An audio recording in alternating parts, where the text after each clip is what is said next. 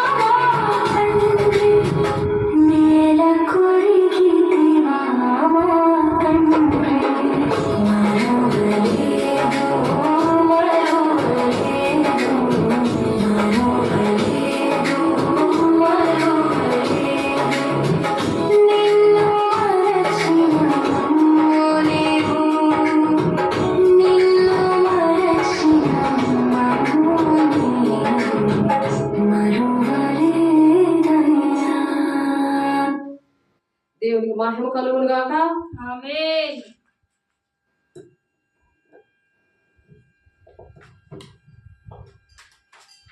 దేవుడు ఈ అంచు దినాల్లో మనం సిద్ధపడిన దినాల్లో మనం ఏమి చేసినా సరే ఈ కృపకాలము ఎందుకు పెట్టారంటే మనం మర్చిపోలేదు. మనం ఎలాగన్నా సరే కృపా సింహాసనం దగ్గర మనల్ని మనం విమర్శించుకుంటూ యేసే శరీరం రక్తం తీసుకోవాలి. అందుకని మనల్ని మర్చిపోకుండా అందుకని అక్రమాన్ని పెట్టాడు. లేకపోతే అక్రమం విస్తరించుట చేత అనేకుల ప్రేమ అందుకే చల్లారిపోతుంది. క్షమించలేరు, ప్రేమించలేరు, ఐక్యత ఉండదు, సమాధానం ఉండదు, సంతోషం ఉండదు. దేశం అలాగా పాడైపోతుంది, సంఘాలు పాడైపోతున్నాయి, కుటుంబాలు పాడైపోతున్నాయి. అందుకని దేవుడు మర్చిపోలేదు. ఎలా మర్చిపోలేదు అనే విషయానికి వస్తే, దేవుడు కన్యమరియమ్మ మరి పరిశుద్ధంగా ఉండి దేవుని బిడ్డల్ని ఏ విధంగా దేవుని బిడ్డని కన్నదో అలాగే మనం పరిశుద్ధంగా ఉండి పరిశుద్ధాత్మ శక్తి వలన ఆ పరిశుద్ధాత్మ దేవునితో మనము ప్రసవేదన కలిగి ఉండాలి. మీక 4:10 ప్రకారం సియోను కుమార్తెను అందుకే విడిచిపెట్టాడు దేవుడు. అలాగుండగా యెరూషలేము పట్టణము పాడైపోయింది, దానికోసం ప్రార్థన చేయండి అంటారు. అందుకే దేవునికి మహిమ కలుగును గాక. నీకు తోడే ఉంటాను, భయపడకు అంటున్నాడు. అందుకే దేవుడు నీకు తోడే ఉన్నాను, నువ్వు భయపడకు. కృపకాలంలో దేవుడు ఎటువంటి శ్రమ వచ్చినా ఏది వచ్చినా సరే పరిశుద్ధాత్మ దేవుడు ఏంటంటే బలపరిచే దేవుడు, స్థిరపరిచే దేవుడు, నడిపించే దేవుడు. ఎంతమంది అయితే నా మూలంగా నడిపించబడతారో వాళ్ళైనా కుమారులు కుమార్తెలు అని అంటున్నాడు ఆయన దుఃఖపరిస్తే ఈ యుగమందైనను రాబో యుగమందైనను పాపక్షాపం లేదు అని చెప్తున్నారు. కాబట్టి హెబ్రీలు 13:5 మరి మోషేని మరి మోషే విషయంలో దేవుడు ఒక్క క్షణంలోనే తన తల్లిని ఆ పాల విషయంలో పెంచడానికి దేవుడు ఆలోచించాడు, మర్చిపోలేదు.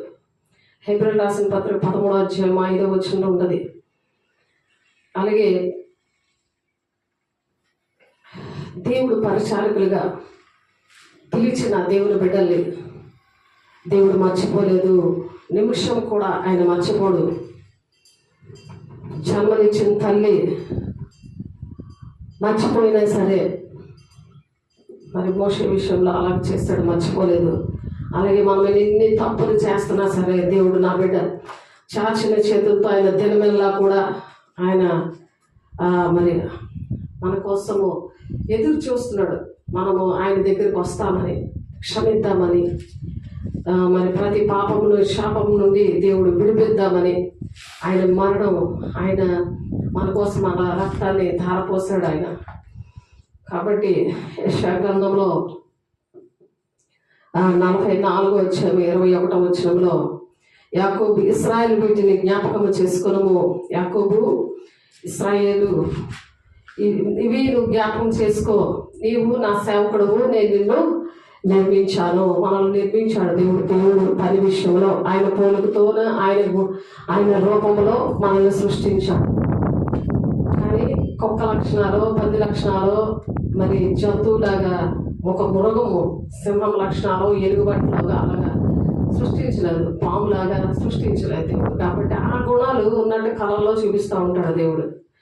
అది సరి చేసుకోమని చాలామంది కనబడ్డాయి. సింహాన్ని ఏమో మరి వాళ్ళింట్లోనే గదిలో పెట్టి గేడేశాడు. ఒకరికి మరి ఆ పావుని బాల్కనీలో చక్కగా ఉంది. ఇంకొకరి ఇంటిలో కుక్క, బలిసిపోయిన కుక్క తిరుగుతుంది అటు ఇటుని. ఆ బుద్ధులు మానేయండి, నిన్నేమి మర్చిపోలేదు, నువ్వు తప్పు చేసినా సరే నువ్వు వస్తావని, నువ్వు తిరుగుబడిన చేసినా సరే, నీ సాక్ష్యం నువ్వు పాడు చేసుకున్నా సరే నువ్వు వస్తావని దేవుని బిడ్డ నీకోసం ఈ కృపకాలంలో ఆలయాన్ని తెరిచుంచాడు దేవుడు. దేవునికి మహిమ కలుగును గాక. నేను నిర్మించి ఇస్రాయేలు నీవు నాకు సేవకుడివై ఉన్నావు. మరి నేను నిన్ను మర్చిపోజాలను అంటున్నాడు. యాకోబు మరి ఎన్ని తప్పులు చేసిన, తను ఎన్ని అబద్ధాలు ఆడిన, ఆ పాపములు తాను ఎదుగుతున్న కొద్దీ అవి కూడా అన్ని సంవత్సరాలు ఎదిగాయి. పాపం నీ వెంట వస్తుంది. దేవుడు చనిపోయాడు, ఆ రక్తంలో నేను కడిగాడు, కాబట్టి నువ్వు ఎన్ని పాపాలైనా చేసుకోవచ్చు అని బోధిస్తూ ఉంటారు. సరి చేసుకోవాలి, ఎప్పటికప్పుడు సరి చేసుకోవాలి. అప్పుడే దేవుడు మాట్లాడతాడు. లేకపోతే దర్శనాల ద్వారా మాట్లాడతాడు, కళల ద్వారా మాట్లాడతాడు, సేవకుల ద్వారా మాట్లాడతాడు. నీతోటి అన్ని విధాలుగా సాతానుడు దేవుడు ఇద్దరు కూడా మాట్లాడతారు. నాకు రుజువు ఏంటంటే, మరి ఇంగ్లాపల్లిలో ఒక అమ్మాయి మీదకి సాతానాత్మ, ఇంకొక అమ్మాయి మీద దేవుని ఆత్మ వచ్చింది. ఆ ఊరు దేవత వచ్చేసింది. కాబట్టి ఏవైతే దర్శనాలు మాటలు చెప్తుందో అవన్నీ ఇద్దరు ఉన్నాయి. ఆ వీడియోలు కూడా ఉన్నాయి, పెన్ డ్రైవ్లో పెట్టేసి ఉంచుతాను అలాంటివన్నీ కూడా. కాబట్టి అలాగా మరి చర్చ్లో కూడా అనుభవాలు, 26 సంవత్సరాల నుండి అనుభవాలు ఇవి.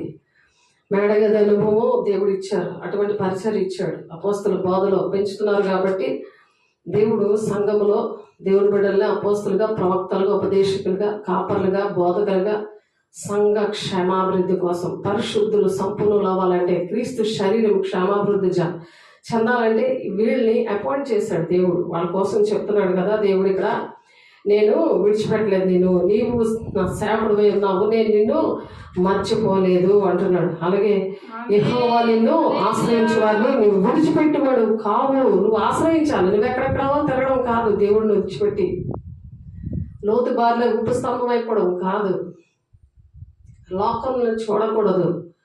దేవుని బిడ్డ ఎలా ఉన్నావు నువ్వు ఒకసారి ఆలోచించుకో.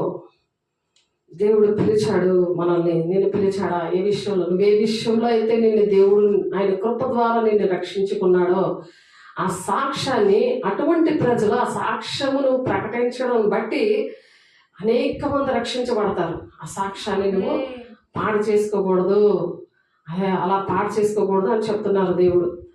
అలా పాడు చేసుకున్నప్పుడు దేవుడు వాగ్దాన ఫలము వాళ్ళు పొందుకోరు అంటున్నాడు. వాగ్దాన ఫలం అనేది వాళ్ళు పొందుకోరు.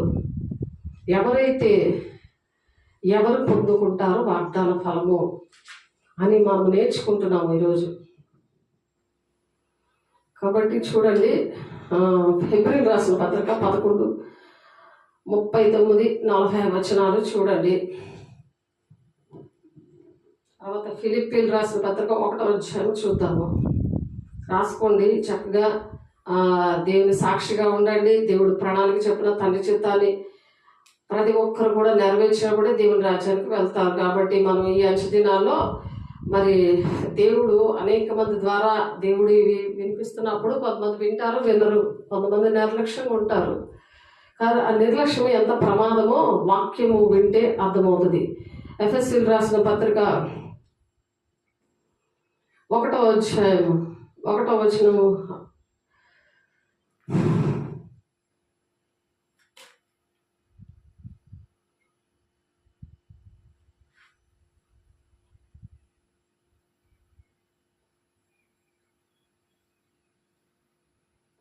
ఎఫెసీ సంఘానికి చెప్తున్నాడు, దేవుని చిత్తం వల్ల క్రీస్తు యేసు అపోస్తలుడైన అపోస్తలుడైన పౌలు ఎఫెసులో ఉన్న పరిశుద్ధులకును క్రీస్తు యేసునందు విశ్వాసులైన వారికి శుభమని చెప్పి వ్రాయినది అంటున్నాడు. విశ్వాసులకి అపోస్తలులకి చెప్తున్నాడు. అలాగే ఫిలిప్పీ సంఘానికి కూడా ఫిలిప్పీలు 1వ అధ్యాయము 1వ వచనంలో మరి చెప్తున్నారు, ఫిలిప్పీలో ఉన్న క్రీస్తు యేసు నందలి సకల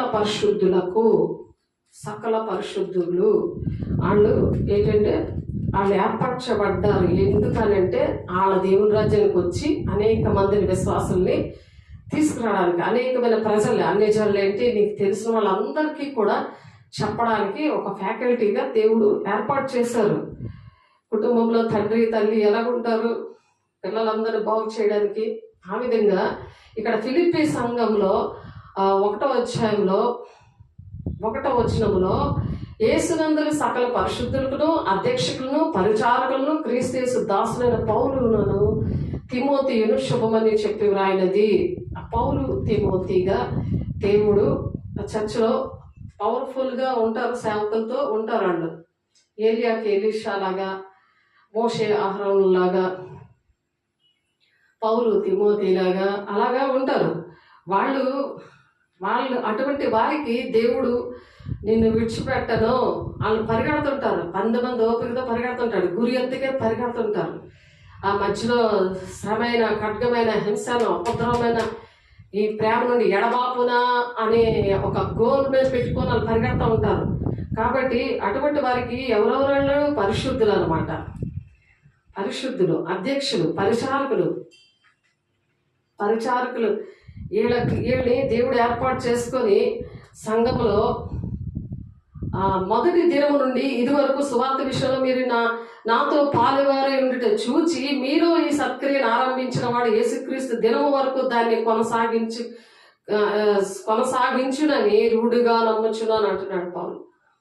ఇలాగా నేను రూఢిగా నమ్ముతాను, మీరు లాస్ట్ వరకు కూడా ఉండాలి దేవుని రాజ్యాన్ని కట్టడానికి. కనుక మీ అందరి నిమిత్తం నేను ప్రతి ప్రార్థనలో ఎల్లప్పుడూ సంతోషంతో ప్రార్థన చేస్తున్నాను. నేను మిమ్మల్ని జ్ఞాపకం చేసుకున్నప్పుడల్లా నా దేవునికి కృతజ్ఞతాస్తుతులు చెల్లిస్తున్నాను. ఎంతమంది సహకరిస్తున్నారో ఆ సహకారుల పేర్లు జీవ గ్రంథంలో ఉండును గాక.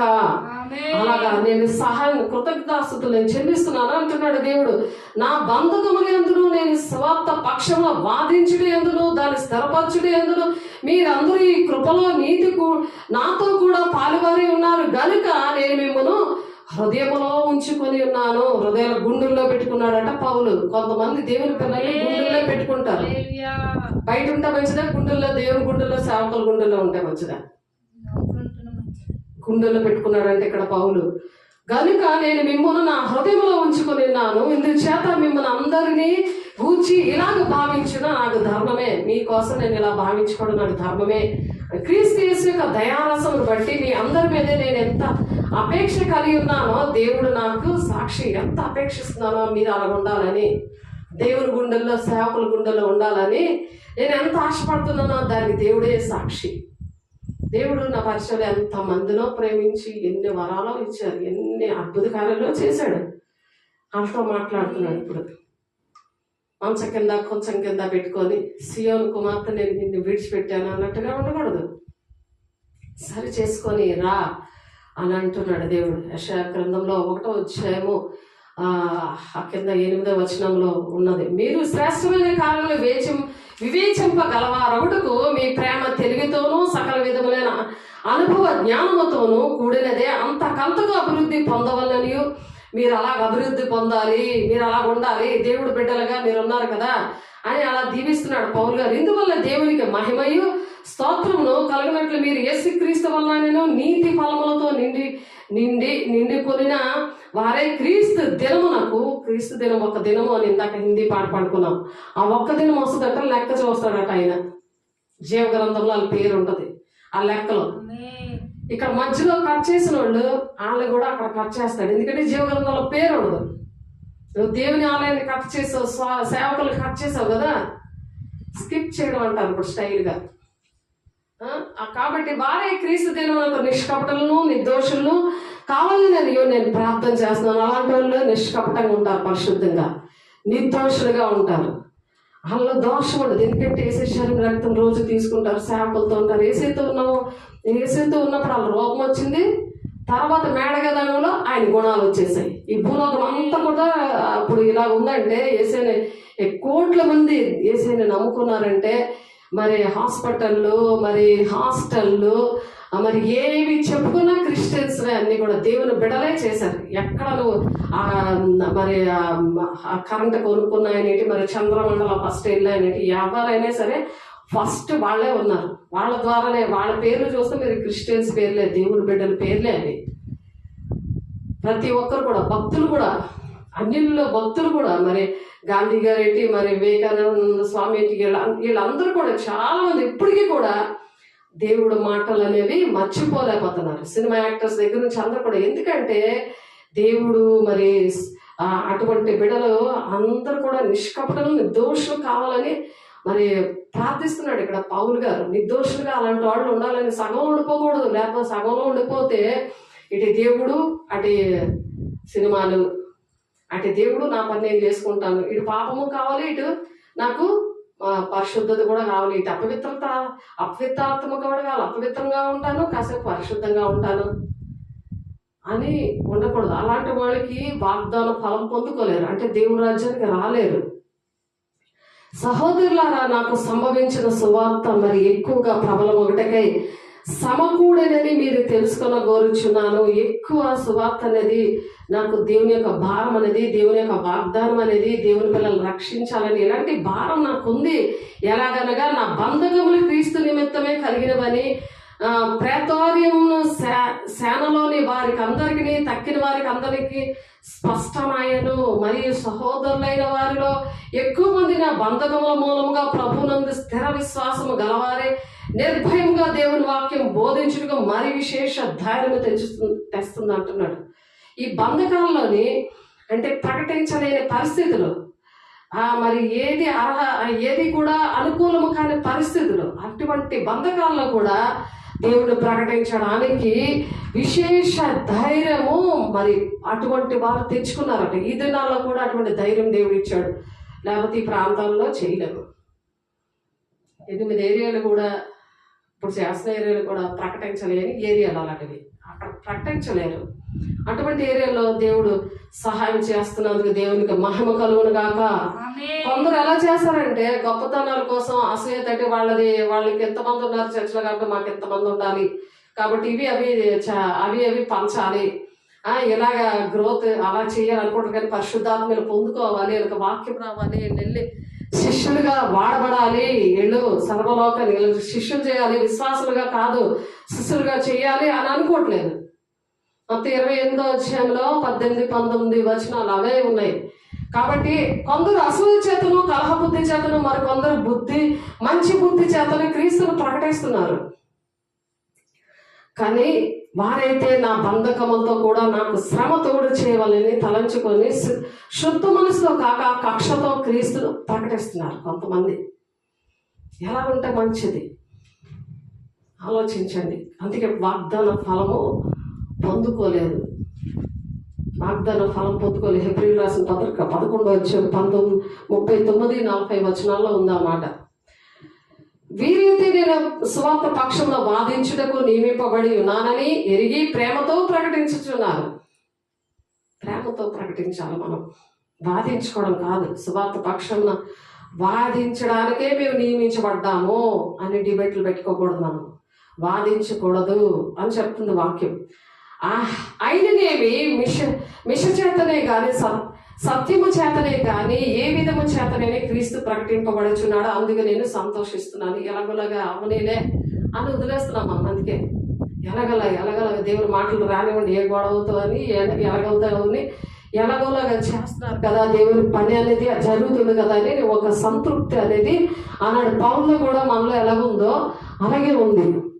ఇంకా ముందుకు సంతోషించడు, ఇంకా ముందుకు కూడా నేను సంతోషిస్తున్నాను. మరియు నేను ఏ విషయంలో నేను సిగ్గుపడక ఎప్పటి వలనే ఇప్పుడు పూర్ణ ధైర్యముతో బోధించడం వల్ల నా బ్రతుకు మూలముగా నేనేమైనా సరే, చావు మూలంగా నేనైనా సరే క్రీస్తు నా శరీరమందు ఘనపరచబడునని నేను మిగుల నిరీక్షించుచున్న ప్రకారముగా మీ ప్రార్థన వలన యేసుక్రీస్తు యొక్క ఆత్మ నాకు సమృద్ధిగా కలుగుట వలన ఆ ప్రకటన నాకు రక్షణార్థముగా పరిణమించునని నేను ఎరుగుదును. మీరు ఆన్లైన్లో ఉన్నారు, ఆఫ్లైన్లో ఉన్న వాళ్ళు ఏంటంటే మీరు చేయలేనప్పుడు కనీసం ఈ విధంగా ప్రార్థన చేయాలి.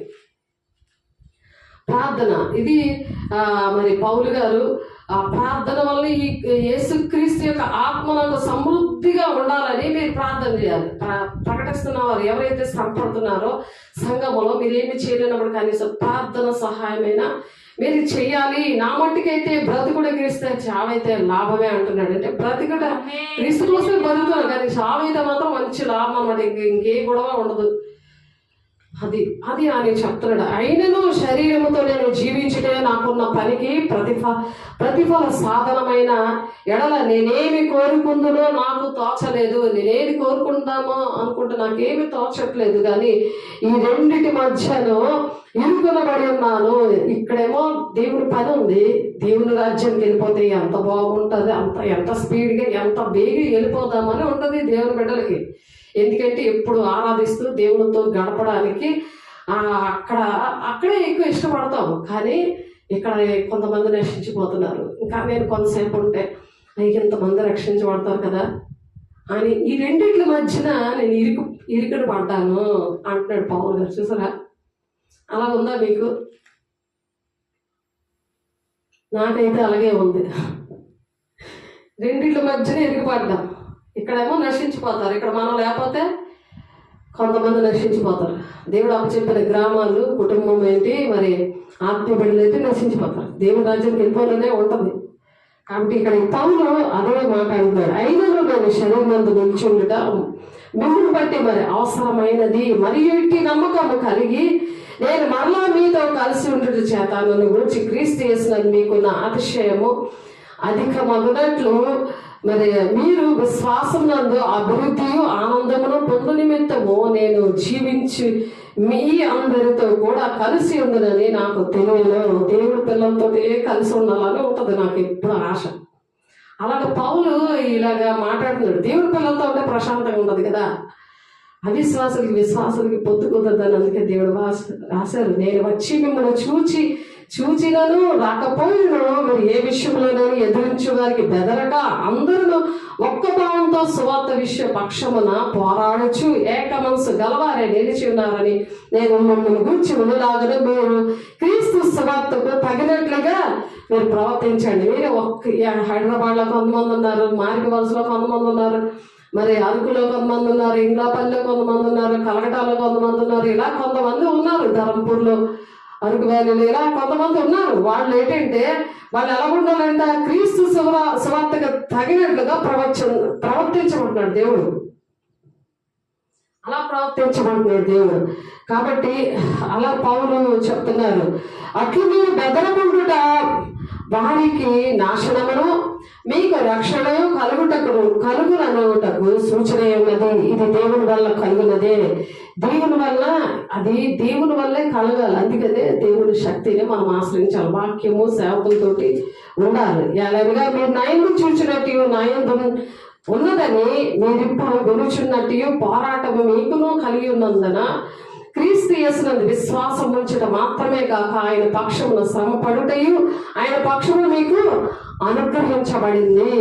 ఆ పక్షాన మీకు అనుగ్రహించబడింది. ఆయన పక్షాన నుండి మీరు అటువంటి విశ్వాసముతో మరి అంచెదినాల్లో ఉండాలని దేవుడు ఆశపడుతున్నాడు. దేవుడు పడలారా, దేవుడికి మహిమ కలుగును గాక. కాబట్టి ఇప్పుడు మనము చెప్పుకున్నాం కదా, ఈ విధంగా ఉన్నప్పుడు దేవుని రాజ్యంలో మనము వారసులుగా ఉండగలం. మన సాక్ష్యాన్ని నిలబెట్టుకున్నప్పుడు వాగ్దాన ఫలము ఫిలిప్పీల 1వ అధ్యాయంలో మనము చూసాం కదా. అప్పుడు అలాగా ఉండి వాగ్దాన ఫలము చక్కగా మనం పొందుకోగలము. అలా ఉండాలని దేవుడు ప్రతి ఒక్కరిని కూడా అట్టి విధంగా దీవించబడను గాక. మరి హెబ్రీలు రాసిన పత్రిక చూడండి ఒకసారి. హెబ్రీలు రాసిన పత్రిక 11వ అధ్యాయము 39-40 వచనాలు చూద్దాము. మీకోసం చదువుతున్నాను, చూడండి. వాగ్దాన ఫలము వాళ్ళు ఎందుకు పొందుకోలేదు? వీరందరూ తమ విశ్వాసం ద్వారా సాక్ష్యం పొందిన వారైనను, విశ్వాసం ఉంది, మీరు ఈ విశ్వాసంతో ప్రకటించండి అని ఫిలిప్పీ సంఘంతో చెప్పారు పౌలు గారు. అయితే మనము వీరందరూ కూడా విశ్వాసం ద్వారా సాక్ష్యం పొందిన వారైనను మనము లేకుండా సంపూర్ణులు కాకుండా నిమిత్తము దేవుడు మన కొరకు మరి శ్రేష్టమైన దాన్ని ముందుగా సిద్ధపరచను కనుక వీరు వాగ్దానం అనుభవింపలేదు. దేవుని యొక్క వాగ్దానం అనే దేవుని రాజ్యము, ఆ వాగ్దాన ఫలాన్ని మనం పొందుకోవాలంటే ఏం చేయాలి? శ్రేష్టమైన దానిని ముందుగా సిద్ధపరిచాడు దేవుడు. కానీ వాళ్ళలో వాళ్ళు సంపూర్ణులుగా లేకపోయారు. వాళ్ళు విశ్వాసం ద్వారా సాక్ష్యం ఉంది ఫస్ట్, కానీ ఆ సాక్ష్యము నిలబెట్టుకోలేకపోయారు. దేవుడు చేసిన కార్యాలు బట్టి విశ్వాసంగా ఉండేవారు, ఇప్పుడు విశ్వాసం లేదు, విశ్వాసులుగా ఉండలేకపోయారు. కాబట్టి మనము లేకుండా వీరందరూ తమ విశ్వాసము ద్వారా సాక్ష్యం పొందిన వారైనను మనము లేకుండా సంపూర్ణులు కాకుండా నిమిత్తము. సంపూర్ణులు కాలేదాళ్ళు దేవుని పిల్లలతో లేరనుకోండి, సంఘంలో లేరనుకోండి, వాళ్ళు సంపూర్ణులు కాలేరు. దేవుడు మన కొరకు మరి శ్రేష్టమైన దాన్ని ముందుగా సిద్ధపరిచాడు. ఎందుకు? అది మనకి దేవుని రాజ్యం అనే వాగ్దానం ఆయన సిద్ధపరిచుంచాడు. మరి శ్రేష్టమైంది. నువ్వు దేనికోసం పరిగెడుతున్నావో దానికన్నా శ్రేష్టమైంది దేవుడు సిద్ధపరిచుంచాడు. అదే మనకి ఇచ్చిన వాగ్దాన ఫలము, దేవుని రాజ్యము. ఆ వాగ్దాన ఫలము పొందలేదంటాడు. సాక్ష్యాలు ఉంటాయి, దేవుడు ఎన్నో కార్యాలు చేస్తాడు. దేవుడు నమ్ముకున్నాములే అనే బ్రహ్మచాత్మతో నడిచేసడం కాదు దేవుని బిడ్డలారా. కాబట్టి పూర్వము చేయబడిన పాపములను దేవుడు తన ఓర్మి వల్ల ఉపేక్షించినందున ఆయన తన నీతిని కనపరచవల్లని క్రీస్తు యేసు రక్తమునందున విశ్వాసం ద్వారా ఆయనను కరుణాధారముగా బయలుపరిచిన దేవుడు ఇప్పటి కాలమందు తన నీతిని కనపరచు నిమిత్తము తాను నీతిమంతుడును యేసునందు విశ్వాసం గల వాణిని నీతిమంతులుగా తీర్చివాడనే యుండుటకు ఆయన అలాగూ చేసిన నీతిమంతులుగా దేవుడు చేయాలని సంఘమును నిర్ణయించాడు. సంఘము నిష్కలంకంగా ఉండాలని, ఆయన సంఘాన్ని దేవుని ఎదుట నిర్దోషులుగా నిలబెట్టాలని ఆశతో దేవుని బిడ్డల్ని ఏర్పాటు చేశాడు. రోమీయుల పత్రిక 3వ అధ్యాయం 25, 26 వచనములో ఈ మాటలు ఇప్పుడు నేను చదివిన మాటలు ఉన్నాయి. కాబట్టి హెబ్రీ పత్రిక 12వ అధ్యాయము 23, 24 వచనాల్లో పరలోకమందు వ్రాయబడి ఉన్న జ్యేష్ఠుల సంగమునకు వారి మహోత్సవమునకు అందరి న్యాయాధిపతి అయిన దేవుని యొద్దకును సంపూర్ణ సిద్ధి పొందిన నీతిమంతుల ఆత్మల యొద్దకు కొత్త నిబంధనకు మధ్యవర్తి అయిన యేసునందును హేబెలు కంటే మరి శ్రేష్టముగా పలుకు ప్రోక్షణ రక్తమునకు మీరు వచ్చి ఉన్నారు. మీరు ఎక్కడికి వచ్చారు? ఆ యేసయ్య రక్తం దగ్గర. దేవుడు సంఘం అనేది ఏంటంటే ఆయన స్వరక్తముతో సంపాదించిన సంఘం. అక్కడ ఉండాలి, మీరు ఉండాలి, ఆ టచ్లో ఉండాలి మీరు. కాబట్టి అలాగ ఉండడానికి దేవుడు సహాయం చేయను గాక, దేవుడికి మహిమ కలుగును గాక. అలా ఉండకపోతే ఇప్పుడు ప్రకటన 15వ అధ్యాయంలో 1 నుంచి 8 వచనాల్లో కొన్ని విషయాలు ఉంటాయి. అవి ప్రకటన 15వ అధ్యాయము 1 నుండి 8 వచనాల్లో, మరియు ఆశ్చర్యమైన మరి ఒక గొప్ప సూచన పరలోకమందు చూచి తిని, ఇది దర్శనంలో యోహాను గారు చూస్తున్నారు. విశ్వాసం లేకుండా ఉంటే ఎలాగ వాగ్దాన ఫలానికి వెళ్ళలేదు. మరి పౌలు చెప్తున్నాడు ఫిలిప్పీ 1వ అధ్యాయంలో విశ్వాసం కలిగి అలా మీరు ప్రకటించండి అని చెప్పినప్పుడు వాగ్దాన ఫలమాలను పొందుకోవడానికి సిద్ధపడ్డారు వాళ్ళు. ఇక్కడ పొందుకోకుండా ఉన్న వాళ్ళని మనం చూసాము హెబ్రీలు రాసిన పత్రికలోని 11వ అధ్యాయం 39, 40 వచనాల్లో. కాబట్టి ఇక్కడ ఆ ఫలం పొందుకోకపోతే ఆ పరిస్థితి ఎలా ఉంటుందంటే ప్రకటన గ్రంథం 15వ అధ్యాయంలో, మరి ఆశ్చర్యమైన మరి ఒక గొప్ప సూచన పరలోకమందు సూచి తిని, అదేమనగా 7 తెగులు చేత పట్టుకుని 7 దూతలు, ఇవే కడవరి తెగుళ్ళు, వీరిలో దేవుని కోపము సమాప్తమయ్యని. ఈ కృపకాలము సమాప్తమైపోతుంది. అప్పుడు ఏంటంటే ఆలయంలో నుండి 7 దేవదూతలు కడవరి తెగుళ్ళు అవి పట్టుకొని ఆ కోపము, ఆ దేవుని యొక్క కోపము, అది 7 దూతలు, ఇవే కడవరి తెగుళ్ళు, వీటితో దేవుని కోపము సమాప్తమైన అంటున్నాడు. మరి అగ్నితో కలిసి ఉన్న స్ఫటిక సముద్రము వంటిది ఒకటి నేను చూచి తిని, ఆ క్రూర ముఖమునకు దాని ప్రతిమకు దాని పేరు గల సంఖ్యకు లోబడక వాటిని జయించిన వారు దేవుని వీణ గలవారై ఆ స్ఫటిక సముద్రమునంతా నిలిచి ఉండుట చూచి తిని. స్ఫటిక సముద్రం మీద నిలబడాలి. నిన్న మేము చూసాం స్ఫటిక సముద్రం సెల్ ఫోన్లోని. ఆ స్ఫటిక సముద్రం మీద నిలబడే వారిగా మనం ఉండాలి. అంటే ఈ లోకంలో ఎన్ని హింసలైనా బాధలైనా అలాగ నిలబడగలిగిన వారు, క్రీస్తు అనే బండ మీద నిలబడగలిగిన వారు ఉన్నారు. విశ్వాసంలో పడిపోయిన వాళ్ళు మరి వాగ్దాన ఫలం పొందుకోలేదు. అలా ఉండకూడదు. వారు ప్రభువా దేవా సర్వాధికారి, నీ క్రియలు ఘనమైనవి, యుగములు రాజా, నీ మార్గములు న్యాయములు సత్యమైనవి అని చెప్తున్నారు. వాళ్ళు నీ వల్ల మేము ఇన్ని బాధలు పడ్డాం అనట్లేదు. ఏం దేవుడు అని చెప్పి సంఘాన్ని దేవుని సేవకులు విడిచిపెట్టి వెళ్ళిపోలేదు. వాళ్ళు ఏంటంటే అలాగే ఎన్ని హింసలు వచ్చినా, ఏ హింసలు పడకపోయినా ఆశీర్వాదాలు అన్ని పొందుకొని వెళ్ళారు చాలా మంది.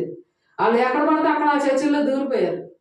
అలా కాదు, ఎక్కడ భోజనాలు పెడితే అలాగే వెళ్ళకూడదు. వీళ్ళైతే దేవుని కోసం శ్రమలు పడి కూడా ఏమంటున్నారంటే నీ మార్గము న్యాయమైనవి అని చెప్తున్నారు. అదే అటువంటి వారు ఏమంటారంటే ఎక్కడ ఎక్కువ మంది ఉన్నారు, ఎక్కడ జనాలు ఉన్నారు, ఎక్కడైతే నా కొడుకు పెళ్లి చక్కగా జరుగుతుంది అని చర్చలు వెతుక్కుంటున్నారు. అక్కడే పెద్ద ఇల్లు అక్కడే కొనేసుకుంటున్నారు, అక్కడ స్థిరపడిపోదామని. కానీ అవి రావు, మీతో రావు. దేవుని రాజ్యంలోని స్ఫటిక సముద్రం మీద, దేవుని యెరూషలేము పట్టణం మీద ఎత్తబడే గుంపులో ఉండి యెరూషలేము మన కోసం దిగి వస్తుందని ఉంది వాక్యం. కాబట్టి ఆ యెరూషలేము పట్టణంలోనికి మనము వెళ్ళాలి, లోపలికి వెళ్ళేవారుగా ఉండాలి. బయట ఉండిపోవడం కాదు, అది చూసేవారక కాదు, అందులోనికి మనం ప్రవేశించే వారిగా ఉండాలి. దేవునికి మహిమ కలుగును గాక. రాజా, నీ మార్గంలో న్యాయములను సత్యములై ఉన్నవి. ప్రభా, నీవు మాత్రము పవిత్రుడు. నీకు భయపడిన వాడెవడు? నీ నామమును మహిమపరచిన వాడెవడు? నీ న్యాయ విధులు ప్రత్యక్షపరచబడినవి కనుక జనములందరూ వచ్చి నీ సన్నిధిని నమస్కారం చేసేదారు. జనములందరూ వస్తారు, నీ సన్నిధిలో నమస్కారం చేస్తారని చెప్తున్నారు. ఎన్ని హింసలు పడుతూ కూడా దేవుని కోసం ప్రాణాలు అర్పించేవారు చాలా మంది ఉన్నారు. మరి ఏ విషయాలకైనా చక్కగా సువార్త చేసిన వాళ్ళు ఉన్నారు. ఏ విషయానికైనా ఇంటిలో మా అమ్మ ఒప్పుకోడు, మా నాన్న ఒప్పుకోడు, మా ఆయన ఒప్పుకోడు, నా కొడుకు ఒప్పుకోడు. నేను మీ దగ్గరికి వస్తే నా కొడుకుకి ఎంత చక్కగా ఉండాలో, ఆ కొడుకుకి పెళ్లి అవన్నీ సరిపోయేలాగా, అడుగు ఉద్యోగము అవన్నీ సరిపోయేలాగా అన్ని అరేంజ్ చేసుకుంటా అని అనలేదు.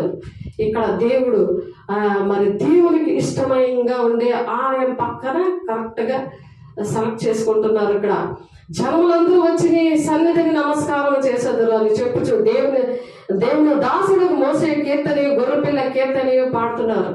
అక్కడ మోసే కీర్తన అంటే ఎర్ర సముద్రం దగ్గర దేవుడు ఆ పాయలుగా అది అయిపోయినప్పుడు దేవుడు నడిపించినప్పుడు అక్కడ ఒక కీర్తన పాడారు, అది మోసే కీర్తన.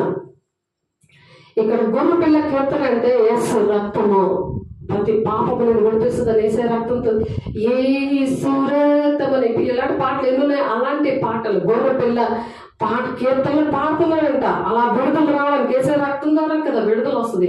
అవిశ్వాసం కోల్పోయినప్పుడు, ఆ కృతజ్ఞత లేకుండా ఉన్నప్పుడు అటువంటి ప్రార్థనలు దేవుడికి ఇష్టం, అటువంటి పాటలు దేవుడు కావాలని కోరుకుంటున్నాడు. దేవునికి ఆలయంలో నమస్కారం చేయడం దేవుడు కోరుకుంటున్నాడు. దేవునికి మహిమ కలుగును గాక. అటు తర్వాత నేను చూడగా సాక్షపు గుడార సంబంధమైన ఆలయం పరలోకమందు తెరవబడింది. పరలోకమందు ఆలయం తెరవబడిందంట.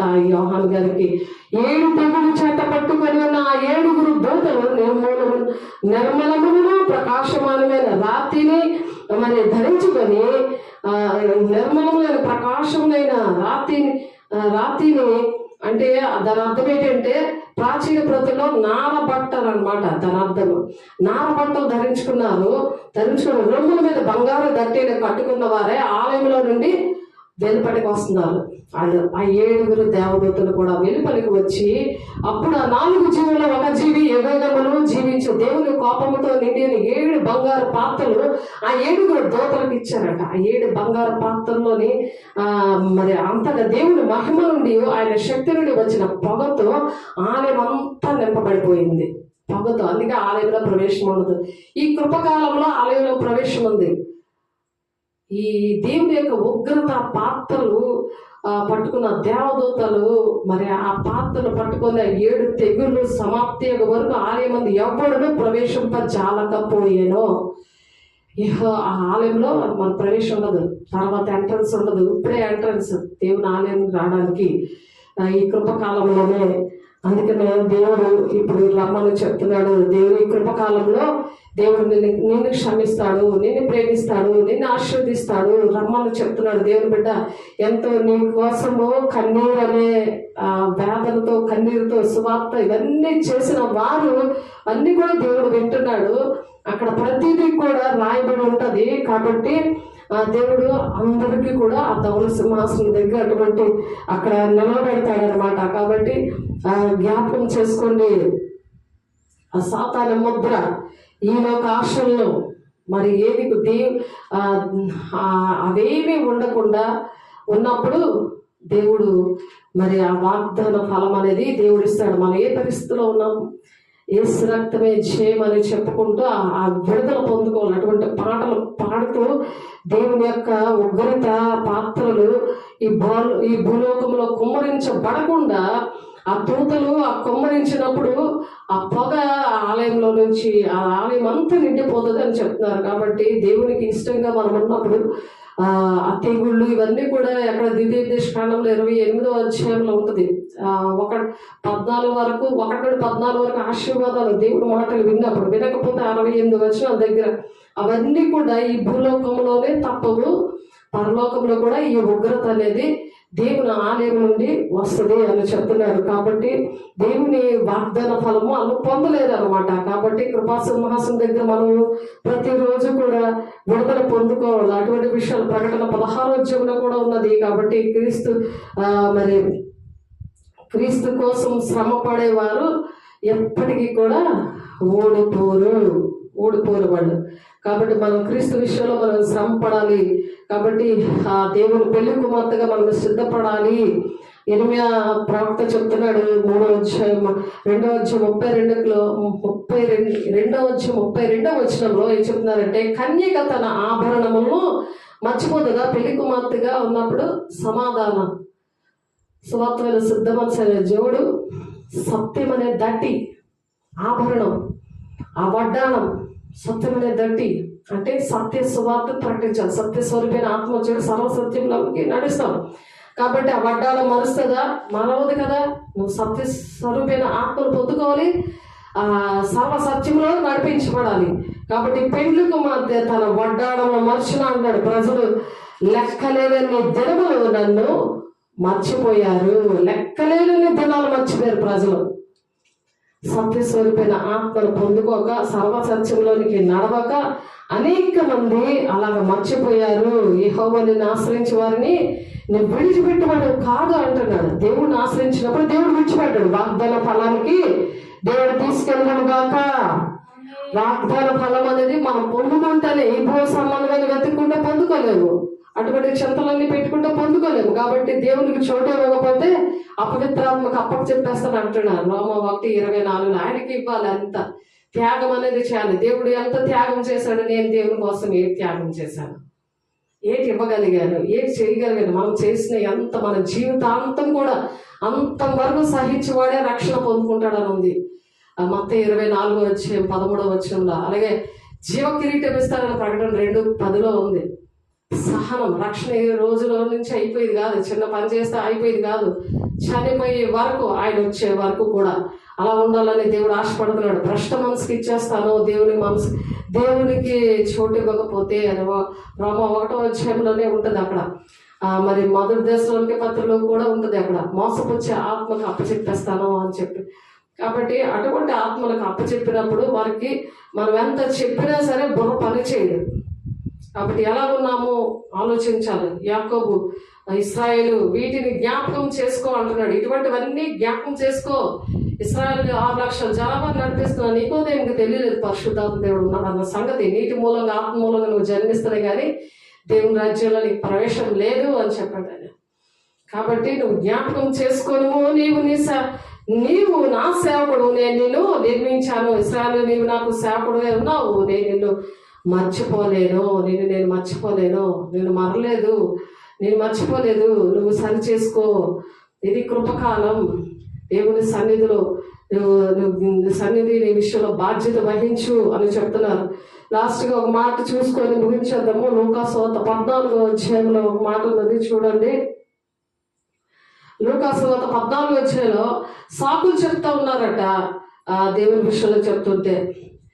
మరియు ఆయన తను పిలిచిన వారితో ఇట్లను, నీవు పగటి విందైనను రాత్రి విందైనను చేయనప్పుడు నీ స్నేహితులనైనను నీ సహోదరులైనను నీ బంధువులైనను ధనవంతులకు నీ పొరుగు వారినైనా పిలవద్దు అంటున్నాడు. ఏదైనా ఫంక్షన్ చేస్తే ఇటువంటి వారు పిలవద్దు అని చెప్తున్నాడు. దేవుడు పరలోక రాజ్యం విషయంలో ఒక ఉపమానం లాగా చెప్తున్నాడు. వారు ఒకవేళ నిన్ను మరలా పిలుతురు కనుక నీకు ప్రత్యుపకారము కలుగును. ఇప్పుడు ఏంటంటే, మీరు ఒకరిని సన్మానించారనుకో, నన్ను కూడా సన్మానించాలి, నన్ను కూడా పిలాలి, ఆడ పెద్దలుగా నన్ను పిలిచి నాకు శాలువా కప్పాలి అనే ఉద్దేశంతో అదే ఒక గ్రూప్ తయారైంది అంతే. ఒక గ్రూప్. ఈ సన్మానాలు, ఈ పెద్దరికాలు, ఇవన్నీ కూడా వేస్ట్. అవన్నీ కూడా ఎవరిని పిల్లలంటే పేదోళ్ళు పిల్లమంటున్నాడు ఇక్కడ చూడండి. పేదోళ్ళని, నీకు ఎవరైతే ప్రత్యుపకారం చేయరో అటువంటి వారిని, వాళ్ళ దగ్గర ఏముండదు కదా, వాళ్ళని నువ్వు గనపరచు. వాక్యము చక్కగా బోధించే వాళ్ళని సన్మానం చేయమని వాక్యం చెప్తుంది తిమోతి పత్రికలో. ఎంత చక్కటి వాక్యం చెప్పినా, ఎంత చక్కగా వాళ్ళు దేవుని విషయంలో పోరాడుతున్నా వాళ్ళకి సహకరించారు. చెప్పినా సరే ఈ చెవులోంచి విని ఈ చెవులోంచి వదిలేయడమే, అంతే. అలా ఉండకూడదు. దేవుడు అది దేవుడు చూస్తున్నాడు, అది దేవుడు వింటున్నాడు, ఆయన గ్రంథంలో రాస్తున్నాడు. మీరు మాట్లాడుతున్నప్పుడు దేవుడు వింటాడు. టైం లేదండి, డబ్బులు లేవండి ఇలాగంటారు. చూస్తే బోళ్ళు దేవుని డబ్బులు ఉన్నా సరే నోరిప్పితే అబద్ధాలు అనమాట. అంత పైన భక్తి, పైన అలా ఉండకూడదు. ఎవ్వరికి తెలియకుండా మనం చేయాలి ఏది చేసినా సరే.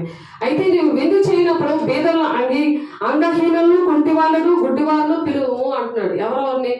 దేనికి పనికిరాని వాళ్ళు పిలవమంటున్నారు. నీకు ప్రత్యుపకారము చేయటకు వారికి ఏమీ లేదు కనుక నీవు ధన్యుడు కలుగుతావు. వాళ్ళు మళ్ళీ రివర్స్ నీకు ఇవ్వలేదు కదా. నువ్వేదైనా చేస్తే వాళ్ళు మళ్ళీ నీకు చేయలేరు కదా. అలాంటి వాళ్ళు చేస్తే నీకు బెనిఫిట్ అనమాట. వాగ్దాన ఫలం పొందుకుంటావు. దేవుడు నాకు మహిమ కలుగును గాక.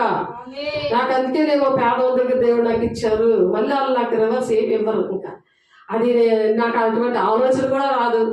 మరి నా హృదయం చూసే పేదల దగ్గర దేవుడు నన్ను ఎంచుకున్నాడు అనిపిస్తుంది. నాకు ఎంత భాగ్యం ఇచ్చావయ్యా అని నేను ఇష్టంగా చేస్తున్నాను. దేవుడికి మహిమ కలుగును గాక. ఎంతమంది కోటీశ్వర్లు, ధనవంతులు ఉన్నారు, కానీ వాళ్ళ వైపు చూడడానికి దేవుడు కళ్ళు అడిసేట్టు తిప్పట్లేదు. దేవుడికి మహిమ కలుగును గాక. కాబట్టి చూడండి, అంతటా దేవుడు మహిమ నుండి, అంతటా దేవుని మహిమ నుండి ఆయన శక్తి నుండి వచ్చిన పొగతో ఆలయం నింపబడినందున ఆ 7 దూతల యొద్ద ఉన్న 7 తెగులు సమాప్తి వరకు ఆలయం ఎవరినో ప్రవేశింపజాలకపోయాను. అటువంటి దినాల్లో మనం ఉన్నాం. ఆలయంలో ప్రవేశిద్దాము అనేసి లాస్ట్ మూమెంట్లో అవ్వదు. ఎందుకంటే మోషే కాలంలోనే మరి సొలొమోను దేవాలయంలో ఆలయంలో ఎవరో ప్రవేశించలేకపోయారు. అటువంటి దినాలు రాకముందే దేవుడు ఇలా ఉండమని చెప్తున్నారు.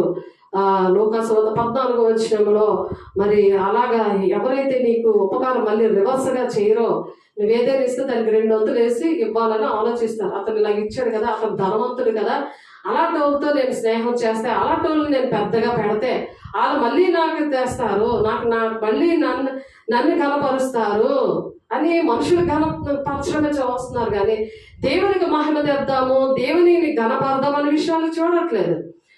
మరి అక్కడ ఉన్న వాళ్ళు కూడా ఇలాంటి పెద్ద చర్చలకు నాకు సమాధి కడితే ఎంత బాగుంటుంది, నీ సమాధి ఉంటుంది, నువ్వు దేవుని రాజ్యంలో ఉన్న పాతాలలో ఉంటావు, అక్కడ పెళ్లి చేసుకుంటే ఎంత బాగుంటుంది అని ఆలోచిస్తున్నారు. దేవుని బిడ్డలారా అలాగా ఉండకూడదు. అది సత్య స్వరూపైన ఆత్మ కాదు, సాతాన ఆత్మ, బ్రహ్మపత్య ఆత్మ, లౌకిక ఆత్మ, మనుష్య ఆత్మ అని చెప్పి 1 కొరింథీయులు 2:9 నుండి మీరు చదువుతా అక్కడ ఉంటుంది. 1 యోహాను 4వ అధ్యాయంలో ఉంటుంది. కాబట్టి ఆయనతో కూడా భోజన పంక్తిని కూర్చుంటున్న వారిలో ఒకడు ఈ మాటలు విని దేవుని రాజ్యంలో భోజనము చేయవాడు ధన్యుడని అతనితో చెప్తున్నాడట. దేవుని రాజ్యంలో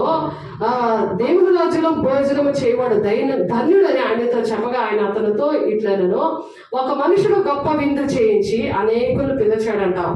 ఇవన్నీ విని ఒక మనుషుడు విందు చేయడానికి పిలిచాడు. అందరినీ కూడా పిలిస్తే ఇక్కడ దేవుని రాజ్యం కోసమే ఈ ఉపమానం చెప్తున్నారు.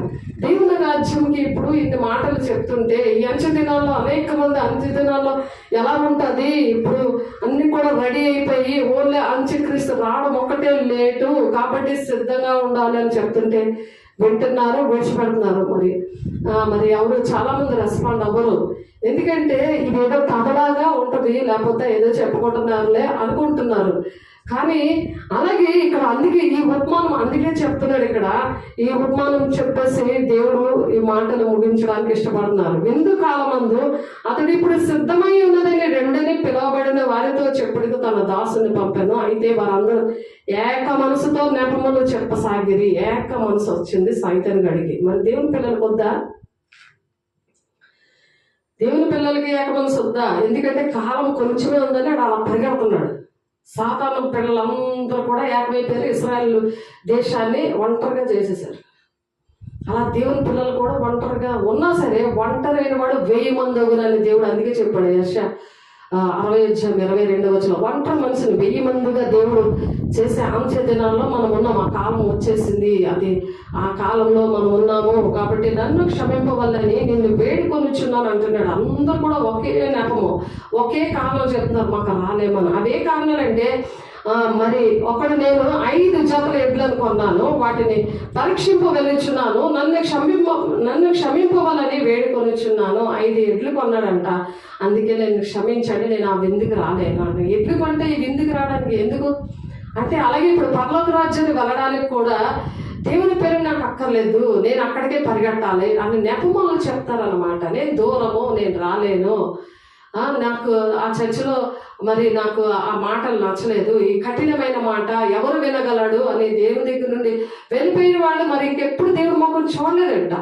మీరు కూడా వెళ్ళిపోదామని పేతురు అడిగితే, జీవం గల మాటలు గలవాడవు, నిన్ను విడిచి అలాగే వెళ్ళిపోతానయ్యా అని పేతురు కన్నీళ్ళు పెట్టుకొని అడుగుతాడు. దేవుడు ఈరోజు నిన్ను అడుగుతున్నాడు, దేవుని బిడ్డ.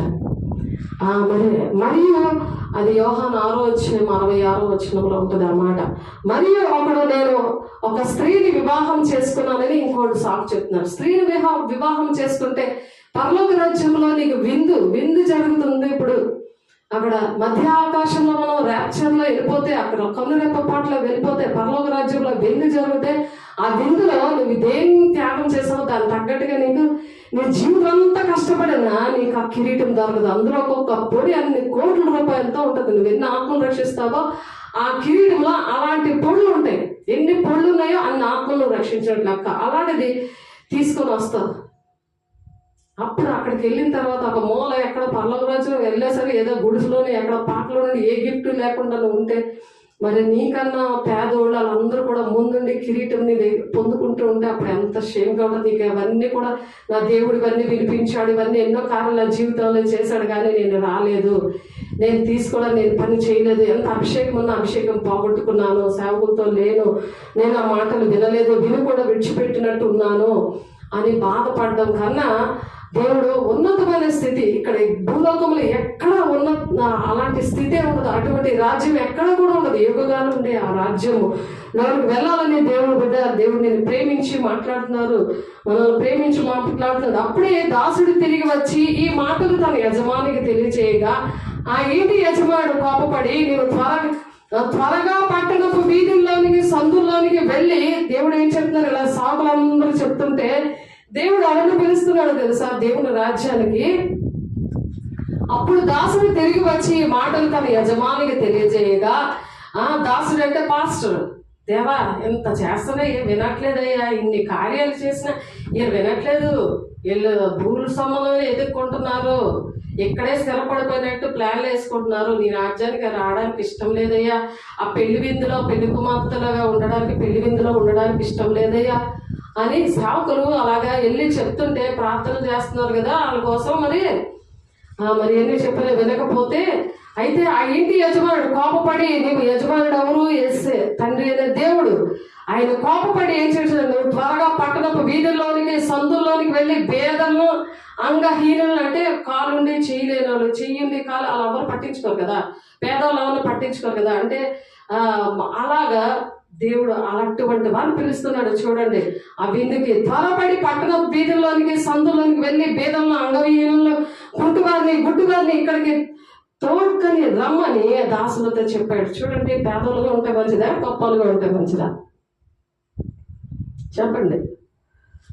దేవుని పని విషయంలో గొప్పతనం ఉండాలి. పేదలు అలాంటి వాళ్ళని దేవుడు నిలబెట్టాడు. అంతగా దాసుడు, ప్రభా నీవు ఆజ్ఞాపించినది చేసితేనే గాని ఇంకనూ చోటు ఉన్నదని చెప్పాడు. ఇంకా నువ్వు చెప్పినట్టు అంతా మొలగొప్పల్లోకి అన్ని దగ్గరికి వెళ్ళి ఎతికేశాను, కానీ ఇంకా దేవుని రాజ్యంలో దేవుని పెళ్లి విందుకి చోటు ఉంది అంటున్నాడు. అందుకు యజమానుడు నా ఇల్లు నిండినట్లు దేవుని ఇల్లు అంత నిండిపోవాలని దేవుడు ఏం చేస్తున్నాడంటే, నీవు రాజమార్గంలోనికి కంచెలలోనికి వెళ్ళి లోపలికి వచ్చుటకు అక్కడి వారికి బలవంతం చేసుకొని తీసుకొని రమ్మంటున్నాడు. అలాగే ఇప్పుడు మనం సువార్త చేయాలి. ఈ టైం అది, ఇప్పుడు దేవుడు వచ్చేస్తాడు, నువ్వు ఏం చేస్తావు, ఎన్ని ఆత్మలు రక్షించావు, ఎంత నా పని చేసావు, నా కోసం నువ్వు ఏం చేసావు అని అడిగితే ఏదో చిన్నది చెప్తే చిన్న గిఫ్టే వస్తుంది నీకు.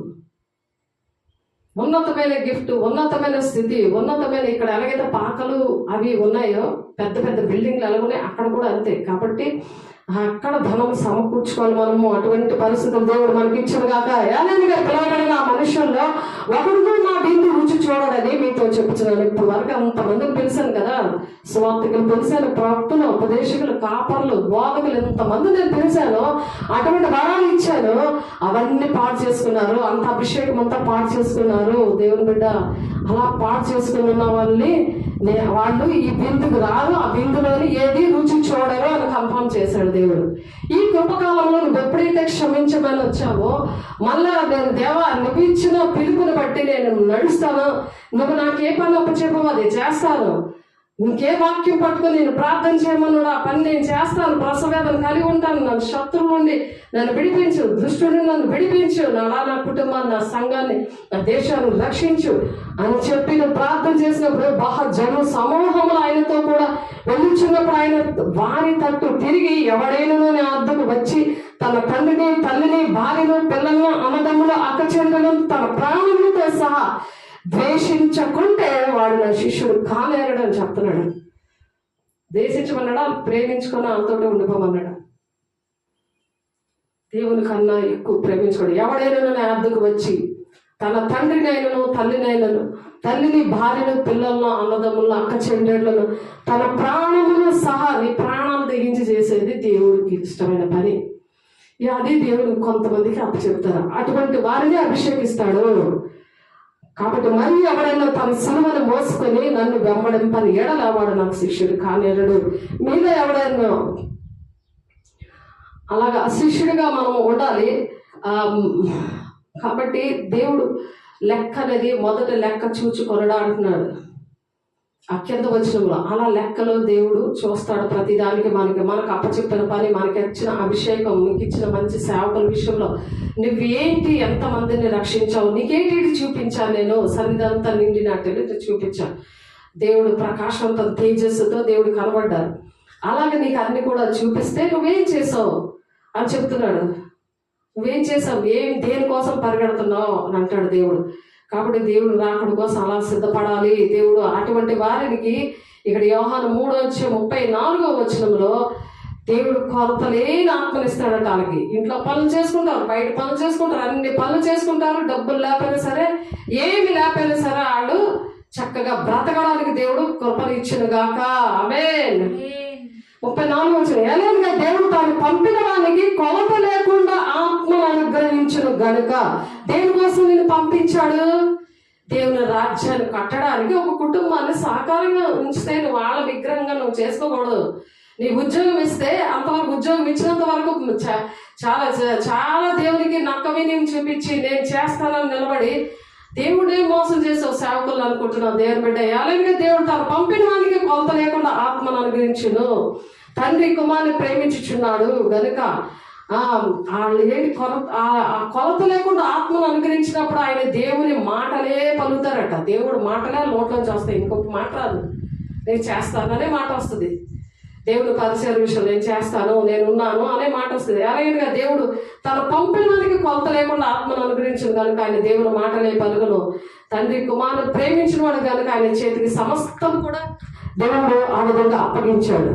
సమస్తాన్ని దేవుడికి ఎలాగైతే అప్పచెప్పాడో, ఆయన ఎలా త్యాగం చేశాడో, ఎలా మన కోసం వచ్చి అలాగా తన ప్రాణాన్ని పెట్టాడో, అలాగా దేవునికి మనం అప్పగించాలి. కుమారుని విశ్వాసం ఉంచుకున్నాడే. ఇప్పుడు ఆ కుమారుడైన దేవుడు 3.5 సంవత్సరాలు మరి మనతో ఉండి ఆయన ఎలా చెయ్యాలి, అలా ఉండాలి అని అన్ని కూడా ప్రాక్టికల్ గా చేసి చూపించి, అలాగా ఆయన ఎందుకు మనం విశ్వాసం ఉంచాలి. ఆయన ఎలాగ తండ్రి చిత్తాన్ని నెరవేర్చాడో, ఆయన ఎలాగ క్రీస్తుని పోలి నన్ను పోలి నడవండి, మీరు నాకన్నా గొప్ప కార్యాలు చేస్తాడని చెప్తున్నాడు. మత్తయి 24 నాకన్నా గొప్ప కార్యాలు అంటే ఆయన కన్నా, అంటే మన పిల్లలు మనకన్నా గొప్ప అవ్వాలని అలా కోరుకుంటామో, దేవుడు ఆయన కన్నా గొప్ప కార్యాలు చేయడానికి ఇష్టపడుతున్నాడు. అందుకని కొరత లేని ఆత్మనిస్తున్నాడు. దేవుడు పిలిచిన వారు ఆ కొరత లేని ఆత్మతో కొన్ని ఆత్మలను రక్షించడానికి మనల్ని ఇక్కడ సేఫ్గా ఉంచాడు. మన ప్రాణాలు ఎందుకున్నాయండి ఈ భయంకరమైన దినాల్లో. దేవుడు బిడ్డ మనం ఏం చేస్తున్నాం? ఈ అంచెదినాల భక్తిని ఆశ్రయిస్తున్నామా లేదా, ఆయన శక్తిని ఆశ్రయిస్తున్నాం లేదా? కుమారుని యందు విశ్వాసం ఉంచబడి నిత్య జీవం పొందుకుంటాడు. నిత్య జీవం అంటే దేవుని రాజ్యం, వాడికి మిగిలిన వారికి ఉండదు. అవిధేయులకు అలా కుమారునికి విధేయుడు కానివాడు జీవము చూడరు, కానీ దేవుని ఉగ్రత వారి మీద నిలిచి ఉండిన అవి 7 ఉగ్రత పాత్రల కోసం మనము చూసాము. కాబట్టి దేవుడి మాటలు దీవించిన దాకా ప్రార్థన చేస్తున్నాము. కృపా సింహాసనం దగ్గర మనకి ప్రతిరోజు కూడా విడుదల రావాలి. విడుదల రావడానికి దేవుడు మరి మాటలన్నీ కూడా కృపా సింహాసనం దగ్గర మనం విమర్శించుకుంటూ తీర్పు పొందకపోదురు అనేది అక్కడ వాక్యం. కాబట్టి అలాగ దేవుడు దిగించేలాగన వాగ్దాన ఫలము పొందుకునేలాగన మరి పైన వాటినే వెతికే వారిగా ఉంటామని తీర్మానం చేసుకోండి. ప్రతి ఒక్కరు కూడా నడవండి దేవునికి పెళ్లి కుమార్తె సంఘములో ఉండడానికి. దేవుడు నన్ను విడిచిపెట్టలేదు, నేను ఎలాగున్నా సరే దేవుడు నన్ను విడిచిపెట్టలేదు. దేవుడు నా కోసం మాట్లాడాడు. నేను కృతజ్ఞత లేకుండా నేను ఉన్నా సరే నా కోసం మాట్లాడాడు నా దేవుడు. నన్ను అద్భుతకరంగా పోషిస్తున్నాడు. నన్ను దేవుని ఆత్మతో నింపాడు, నన్ను అభిషేకంతో నింపాడు. నన్ను నా దేవుడు సమస్తము నాకు భర్తగా ఉండి చూసుకుంటాడు. నేను ప్రతి విషయాన్ని కూడా నేను దేవునికి అప్పచెప్తాను. దేవుడు చూసుకుంటాడు. ఆయన రాజ్యాన్ని నేను వారసుగా ఉండి అక్కడ ఉన్నతమైన ఆ దేవుని రాజ్యంలోనే ఆయన కుడిపార్శ్వంలో జయించే వాళ్ళకి మరుగైన మన్నాను భుజింపరిస్తాను అని చెప్తున్నాడు. అటువంటివి అనేకమైనవి ఇచ్చే స్థలము మరి ఆ మధ్యాకాశంలో అన్నీ నువ్వు జరిగించిన మంచివైనా సరే చెడ్డవైనా సరే న్యాయపీఠం నువ్వు ప్రత్యక్షం కావాలి. ఎందుకంటే ఆ బహుమానాలు తీసుకోవడానికి, ఆ బహుమానాలు తీసుకుంటానయ్యా. అక్కడ నుండి ఆ యెరూషలేము పట్టణంలోనికి ప్రవేశిస్తానయ్యా. దేవునితో యుగగాలు ఉంటాను అని చెప్పి దేవుని దగ్గర ప్రమాణాలు చేద్దాము. దేవుడు అట్టి కృపను ప్రతి ఒక్కరికి ఇచ్చేలాగా ప్రార్థన చేద్దాం. పరిశుద్ధుడా, ప్రేమగల దేవ, అభిషక్తుడా, కృపగల నామలో, మహిమగల నామలో, అయా శక్తి గల నామలో దేవుని చేత పిలువబడిన వారికి నా తండ్రి అయా కొరత లేని ఆత్మతో ఇస్తానని చెప్తున్నాను. ప్రభానికి వందనాలు వందనాలు వందనాలు వందనాలు నాయన. అయా బోరబ్రాహ్మణుడు వెంటనే 3వ ఆకాశముగా కొనుక్కోబడతానని చెప్తున్నాను నాయన. సిద్ధపడిన వారు దేవుని న్యాయపీఠం మీద ఎదురు కావాలని చెప్తున్నాను నాయన. అయ్యా నేను మేము సిద్ధపడతామయ్యా. భూ సంబంధమైనవి ఆటవి మేము వెతకమున్నాయి తండ్రి నాయన. ఇది నాయన లైమైపోతుంది అని చెప్తున్నాం తండ్రి. మేమున్న ఆకాశం భూమి లైమవ్వక ముందే పరిశుద్ధుడా నాయన, మరి అంత్యక్రీస్తు రాక ముందే మరి 7 ఏళ్ల శ్రమ దినాలు, ఆ 7 ఏళ్ల ఒప్పందము అయా మరి నాయన అయా చేయక ముందే సాతానుడి ప్రభ అయా తండ్రి సంఘం ఎత్తబడుతుంది నాయన. ఎత్తబడే గుంపులో మేము ఉండడానికి నాయన, పెళ్లి కుమార్తె సంఘములో ఉండడానికి నాయన మీరు కృప చూపించే గొప్ప దేవుడు, శక్తివంతుడే నాయన. అయా నా తండ్రి నాయన, పరిశుద్ధుడికి అధ్యక్షుడికి పరిచారకులతో మీరు మాట్లాడుతున్నారు ప్రభా నాయన. మేము చేస్తాం నాయన, మేము నాయన అయా నీకు లోపడతాం నాయన. మమ్మల్ని క్షమించండి, కనికరించండి. ఇంకేమైనా లోటుపాట్లు ఉంటే మమ్మల్ని నాయన ఆయా సరి చేయండి, నడిపించండి మా బిడ్డల్ని ప్రభా. మమ్మల్ని తండ్రిని బలమైన హస్తాల్లో పెడుతూ ఆయా ప్రతి ఒక్కరి మీద నాయన ఆయా వాక్యాన్ని అయా నా తల్లి ఫలింపు చేసే ఆత్మను కుమ్మరించండి. వాళ్ళ నేత్రములు తెరగడానికి, వాళ్ళ మనసును తెరవడానికి సహాయం ఇచ్చండి ప్రభు. వారి మనసులన్నీ తెరవబడును గాక, వారి మనోనేత్రాలు తెరవబడును గాక. మహిమ గల నామములో, శక్తి గల నామములో, నీ ప్రేమ గల నామములో ఫలింపు దయచేయండి. వాగ్దాన ఫలమును పొందుకోవడానికి సహాయం ఇచ్చండి ఆయన. విశ్వాసంలో సాక్ష్యాన్ని పోగొట్టుకున్న బిడ్డలందరినీ దర్శిస్తున్నందుకు వందనాలు. మహిమ గల దేవానికి వందనాలు, స్తోత్రాలు. పరిశుద్ధాత్ముడా ప్రతి ఒక్కరిని ఆవరించండి ప్రభావాన్ని. నువ్వు తెలిసిన వారికి కొరత లేని ఆత్మనిస్తాను అంటున్నావు నాయన. వారిని మాటలే పలగాలి ప్రభా నా తండ్రి నాయన. మీరే అధ్యక్షత వహిస్తుంది, మీరే నడిపిస్తుంది. నీ మహిమతో నీ మహిమతో ప్రతి ఒక్కరిని నింపుతున్నావు దేవానికి స్తోత్రాలు. నీ అభిషేకంతో ప్రతి ఒక్కరిని నింపుతున్నావా నీకు స్తోత్రాలు. అయ్యా నీ ప్రేమతో ప్రతి ఒక్కరిని నింపుతున్నావా నీకు స్తోత్రాలు. నీ అభిషేకంతో నింపుతున్నావా నీకు స్తోత్రాలు. నీ ఫలముతో నింపుతున్నావా నీకు స్తోత్రాలు. నా తండ్రి నీకే కోట్లాది వందనాలు. మహిమగల దేవ, వాగ్దాన ఫలము పొందుకోవడానికి నా తండ్రి అయా మరి జరగబోయే సంగతులు నాయన అయా బయలుపరచండి, సహాయం తెచ్చండి. 14వ అధ్యాయం ప్రకారం 13వ వచనం ప్రకారం నాయన మా తండ్రి అయా రాబోయే సంగతులన్నీ మాకు బయలుపరచండి మేము సిద్ధపడడానికి మమ్మల్ని నడిపించండి. రామ 8:14 ప్రకారం ప్రభా అయా తండ్రి మీరే మా దేశాన్ని నా తండ్రి మా గ్రామాలను ప్రభా నాయన మా సంఘాలను ప్రభు తండ్రి సార్వత్రిక సంఘాలు స్థానిక సంఘాలు ప్రభు మీరు ఆగ్రహంగా పెట్టుకోండి. మీరే నడిపిస్తున్నాడు మా కుటుంబాలు ప్రభు బలమైన హస్తాల్లో పెడుతూ నీ సాక్షిగా మమ్మల్ని నిలబెట్టుకుంటున్నందుకు మహిమ ఘనత ప్రభావం మీకే చెల్లిస్తూ యేసయ్య పరిశుద్ధ నామములో బ్రతుకులాడి వేడుకుంటున్నాం ప్రియ పాలనలో గొప్ప తండ్రి ఆమేన్. మహిమ నీకే దేవా.